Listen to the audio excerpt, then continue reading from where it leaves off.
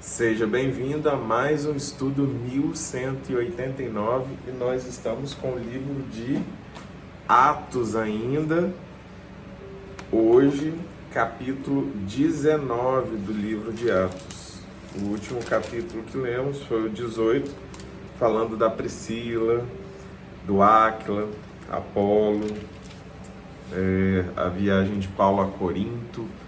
E hoje nós vamos falar sobre Paulo em Éfeso, o tumulto em Éfeso, e com esses dois tópicos vamos concluir os 41 versículos do capítulo 19 do livro de Atos. Mas antes vamos orar.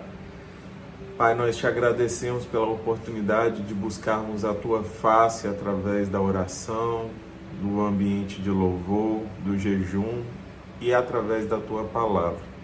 Pedimos ao Teu Espírito Santo que habita em nós, que revele o Teu querer aos nossos corações e que nada seja maior do que a nossa vontade de obedecer ao Senhor. Revela mais uma vez aos nossos corações o Teu querer em nome de Jesus. Amém. Vamos lá, capítulo 19 do livro de Atos. Enquanto Apolo estava em Corinto, Paulo, atravessando as regiões altas, chegou a Éfeso. Ali encontrou alguns discípulos e lhes perguntou: "Vocês receberam o Espírito Santo quando creram?" Eles responderam: "Não, nem sequer ouvimos que existe o Espírito Santo." "Então, que batismo vocês receberam?" perguntou Paulo. "O batismo de João", responderam eles. Disse Paulo: "O batismo de João foi um batismo de arrependimento. Ele dizia ao povo que cresce naquele que viria depois dele, isto é, em Jesus. Ouvindo isso, eles foram batizados no nome do Senhor Jesus. Quando Paulo lhes impôs as mãos, veio sobre eles o Espírito Santo, e começaram a falar em línguas e a profetizar. Eram ao todo uns 12 homens. Paulo entrou na sinagoga e ali falou com liberdade durante 3 meses, argumentando convincentemente acerca do reino de Deus. Mas alguns deles se endureceram e se recusaram a crer, e começaram a falar mal do caminho diante da multidão. Paulo então afastou-se deles, tomando consigo os discípulos, passou a ensinar diariamente na escola de Tirano. Isso continuou por 2 anos, de forma que todos os judeus e os gregos que viviam na província da Ásia ouviram a palavra do Senhor. Deus fazia milagres extraordinários por meio de Paulo, de modo que até lenços e aventais que Paulo usava eram levados e colocados sobre os enfermos. Estes eram curados de suas doenças, e os espíritos malignos saíam deles. Alguns judeus que andavam expulsando espíritos malignos tentaram invocar o nome do Senhor Jesus sobre os endemoniados, dizendo: "Em nome de Jesus, a quem Paulo prega, eu lhes ordeno que saiam." Os que estavam fazendo isso eram os 7 filhos de Seva, um dos chefes dos sacerdotes dos judeus. Um dia, o espírito maligno lhes respondeu: "Jesus, eu conheço. Paulo, eu sei quem é. Mas vocês, quem são?" Então, o endemoniado saltou sobre eles e os dominou, espancando-os com tamanha violência que eles fugiram da casa nus e feridos. Quando isso se tornou conhecido de todos os judeus e gregos que viviam em Éfeso, todos eles foram tomados de temor, e o nome do Senhor Jesus era engrandecido. Muitos dos que creram vinham e confessavam e declaravam abertamente suas más obras. Grande número dos que tinham praticado ocultismo reuniram seus livros e os queimaram publicamente. Calculado o valor total, este chegou a 50.000 dracmas. Dessa maneira, a palavra do Senhor muito se difundiu e se fortalecia. Depois dessas coisas, Paulo decidiu no espírito ir a Jerusalém, passando pela Macedônia e pela Acaia. Ele dizia: depois de haver estado ali, é necessário também que eu vá visitar Roma. Então, enviou a Macedônia 2 dos seus auxiliares, Timóteo e Erasto, e permaneceu mais um pouco na província da Ásia. Todo o trabalho realizado de pregação era um trabalho 100% missionário, da construção daquilo que eles transitaram chamando de o caminho, que era a forma que eles mencionavam sobre os discípulos e profetas de Jesus, e depois cristãos. Logo, estava sendo difundida uma ideia, um conceito, uma nova forma de se adorar ao Deus de Israel. E Paulo, ele foi um dos grandes disseminadores dessa palavra no meio dos gentios. Os demais apóstolos, eles pregavam muitos aos judeus, mas Paulo, ele pregava a todos, em especial aos gentios. Tinha a estratégia de sempre ir à sinagoga, onde ele iniciava sempre seus atos evangelísticos, por ser judeu, e tendo essa estratégia, ele sempre alcançava alguns corações antes que alguém se levantasse contra ele. E a partir daí, o Espírito Santo operava milagres e a manifestação do poder e dos prodígios proporcionados pela presença do Senhor na vida de Paulo impactavam muito todos que viam e vivenciavam aquelas experiências. Eu tenho certeza que até os dias de hoje, atos como os que mencionados são atos extremamente lindos de se observar sendo manifesto através da oração, através da imposição de mãos. Imagina através de algo que Paulo usou, um lenço sendo utilizado como ferramenta de cura. Então, realmente, era algo lindo que esses servos e servas do Senhor estavam vivenciando. E em Éfeso, que nós acabamos de ler, Paulo ficou por 2 anos para estruturar a igreja de Éfeso.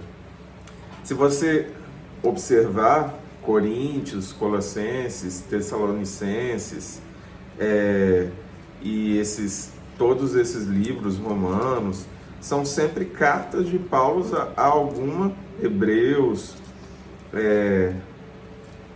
basicamente esses, são sempre cartas de Paulo a uma das igrejas que foi, na maior parte dos casos, fundada por ele.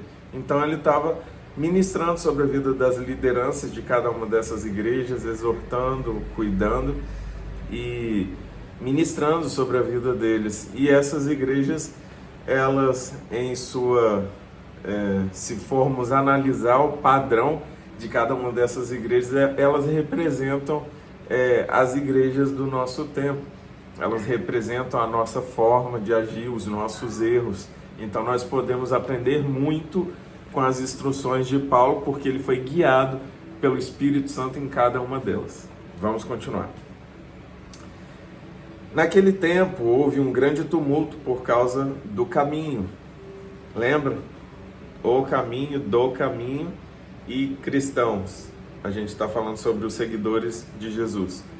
Um ourives chamado Demétrio, que fazia miniaturas de prata do templo de Ártemis e que dava muito lucro aos artífices, reuniu-os com os trabalhadores dessa profissão e disse: senhores, vocês sabem que temos uma boa fonte de lucro nesta atividade e estão vendo e ouvindo como este indivíduo, Paulo, está convencendo e desviando grande número de pessoas aqui em Éfeso e em quase toda a província da Ásia. Diz ele que deuses feitos por mãos humanas não são deuses. Não somente há perigo de nossa profissão perder sua reputação, mas também de o templo da grande deusa Ártemis cair em descrédito. e de a própria deusa, adorada em toda a província da Ásia e em todo o mundo, ser destruída de sua majestade divina. Ao ouvirem isso, eles ficaram furiosos e começaram a gritar: "Grande é Ártemis dos Efésios!" Em pouco tempo, a cidade toda estava em tumulto. O povo foi às pressas para o teatro, arrastando os companheiros de viagem de Paulo, os macedônios, Gaio e Aristarco. Paulo queria apresentar-se à multidão, mas os discípulos não permitiram. Alguns amigos de Paulo, dentre as autoridades da província, chegaram a mandar-lhe um recado, pedindo-lhe que não se arriscasse a ir ao teatro. A assembleia estava em confusão. Uns gritavam uma coisa, outros gritavam outra. A maior parte do povo nem sabia por que estava ali. Alguns da multidão julgaram que Alexandre era a causa do tumulto. Quando os judeus o empurraram para a frente, ele fez sinal pedindo silêncio com a intenção de fazer sua defesa diante do povo. Mas quando ficaram sabendo que ele era judeu, todos gritaram numa só voz durante cerca de 2 horas: "Grande é Ártemis dos Efésios!" O escrivão da cidade acalmou a multidão e disse: "Efésios, quem não sabe que a cidade de Éfeso é a guardiã do templo da grande Ártemis e da sua imagem que caiu do céu? Portanto, visto que estes fatos são inegáveis, acalmem-se e não façam nada precipitadamente. Vocês trouxeram estes homens aqui, embora eles não tenham roubado templos nem blasfemado contra nosso Deus. Se Demétrio e seus companheiros de profissão têm alguma queixa contra alguém, os tribunais estão abertos e há procônsules. Eles que apresentem suas queixas ali. Se há mais alguma coisa que vocês desejam apresentar, isso será decidido em assembleia conforme a lei. Da maneira como está, corremos o perigo de sermos acusados de perturbar a ordem pública por causa dos acontecimentos de hoje. Nesse caso, não seríamos capazes de justificar este tumulto, visto que não há razão para tal." E tendo dito isso, encerrou a assembleia. Mais uma vez, homens invejosos e priorizando suas posições estavam agindo para calar a voz daqueles que estavam ministrando cura, libertação, transformação de mente, de coração. E não foi diferente nessa época e não será diferente em nossos tempos. Eu acabei de ver uma discussão entre grandes líderes religiosos agora nas redes sociais, e isso tudo é uma perda de tempo, porque o nosso foco deve estar em proclamar a verdade, a luz que é Cristo, e amar uns aos outros. E quando aqueles que não entendem isso ou não querem entender te acusarem, não se preocupe, o Senhor vai levantar auxílio, refúgio, consolo, proteção, e você nunca estará desamparado. Que o Senhor alcance os nossos corações todos os dias e que nós possamos ser assim como Paulo, assim como seus colegas, discípulos, pregadores da palavra do Senhor.